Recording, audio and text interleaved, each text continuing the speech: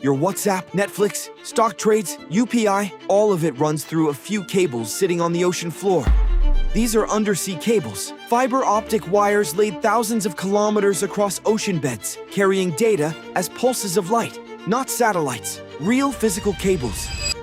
And they move 95 to 99% of all international internet traffic. Stock exchanges rely on millisecond-level speeds through these cables. High-frequency trading, forex, cloud services, all of it. Satellites are too slow. These cables are the real backbone of the global economy. But here's the scary part.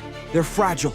Ship anchors, earthquakes, or sabotage near choke points like the Red Sea or South China Sea can cut 25% of Asia-Europe traffic overnight. It happened in 2024. India lands cables in Mumbai, Chennai, and Kochi. Our entire IT export engine, UPI, digital banking, all depend on these cables. And Google, Meta, Amazon, they're now building their own private cables. The companies building and owning these cables are quietly becoming some of the most powerful in the world. Who controls the cables, controls the internet. Follow for the more breakdowns.